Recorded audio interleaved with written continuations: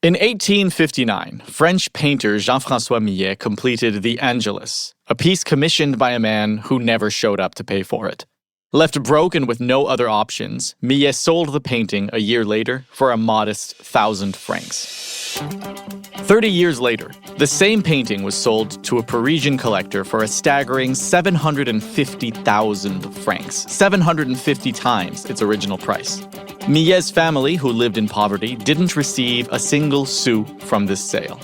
The situation caused a minor scandal and, in 1920, led France to adopt the world's first resale right. This right ensured that artists and their surviving families could receive a percentage of the proceeds from subsequent sales of their works.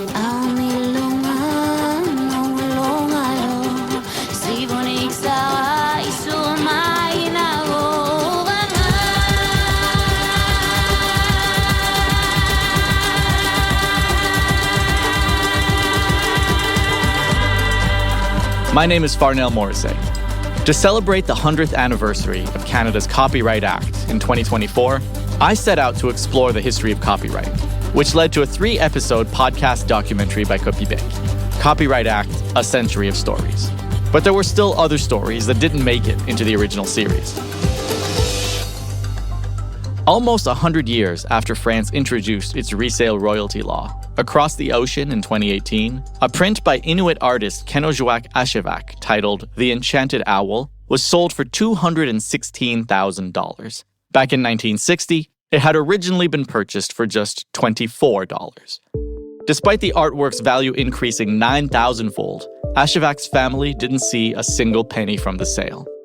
There's something that feels intuitively unfair about this situation.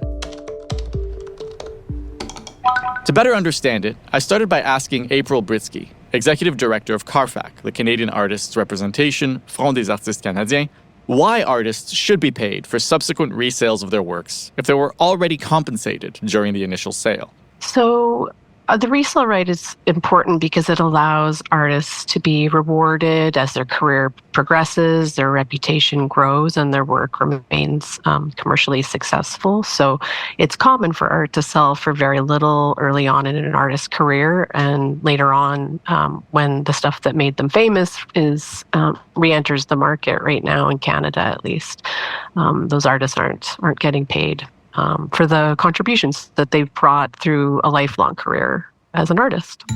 That's where the unfairness comes from. When works sold by artists at low prices early in their careers gain value over time, it's in large part due to the artists' ongoing efforts to produce more work and build their reputation. Early buyers of these works benefit from the artist's later success, which is fair since they were the first to believe in the artist and invest in their work. But it's equally fair that the artists should receive a modest share of that increased value as well. Today, Canada is one of the few Western countries, alongside the United States, that doesn't grant visual artists resale rights. In most Western countries, this type of right is already standard practice. I discussed this with Camille Cazin, executive director of the Regroupement des artistes en arts visuels du Québec. Today, resale rights exist in over 90 countries worldwide. To name just a few, all European Union countries, the United Kingdom, Australia, Mexico, and South Korea. How does it work?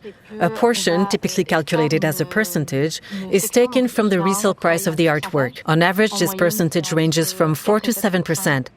This amount is then redistributed to the artist or their family, usually through collective copyright management organizations specializing in visual arts copyrights.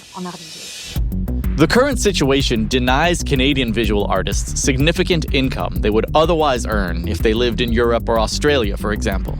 Many artists desperately need this support. It's estimated that 1/3 of visual artists in Canada live below the poverty line.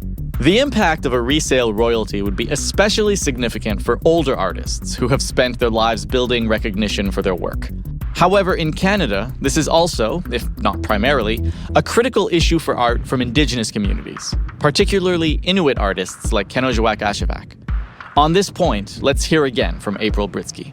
The Inuit visual arts and crafts economy contributes $64 million to Canada's GDP as of 2015, that's almost certainly gone up since then. So a lot of the work, or a lot of the art represented in that figure is a secondary sale, because it's quite common for Inuit art to change hands several times before it reaches its final owner.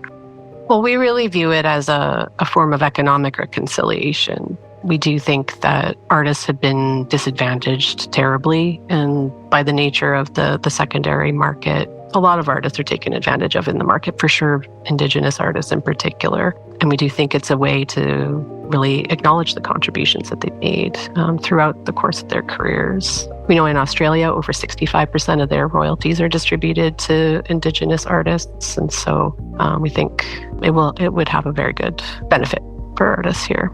The Canadian government has been promising to legislate a resale right in the Copyright Act for years. This commitment was notably included in the mandate letters of the Ministers of Heritage and Innovation in 2021. In November 2023, the government also launched an online survey targeting visual artists and art dealers to gather data on the issue. I spoke about this with Camille Cazin. There have been efforts in this area for a long time. Discussions about implementing a resale right in Canadian copyright law have been ongoing for over 30 years. For about 20 years, CARFAC and RAV, CARFAC being our counterpart for the rest of Canada, have been working jointly on this issue. They regularly present studies and data to demonstrate the potential benefits of a resale royalty right. For instance, they often refer to Australia, which introduced resale rights in 2010 and has an art market relatively similar to Canada's. These data points are frequently used to show the government how such a right could benefit not only artists, but also the broader community. Between the recording of our interviews and this narration, Canadian artists did see new developments. In the Fall Economic Statement of December 16, 2024, the Government of Canada announced its intention to amend the Copyright Act to finally include a resale right. However, the statement doesn't provide further details for now. As of this narration's recording on January 20, 2025, it's far from certain whether the measure will be adopted before the next election or if a future government will keep resale rights on the agenda.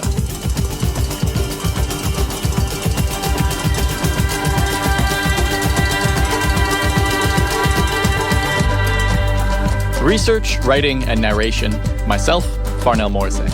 Editing and sound mixing, Studio Expression. Theme music performed by Elisapie. Produced and directed by Denis Martel. This podcast is made possible thanks to Québec with the support of the Government of Canada.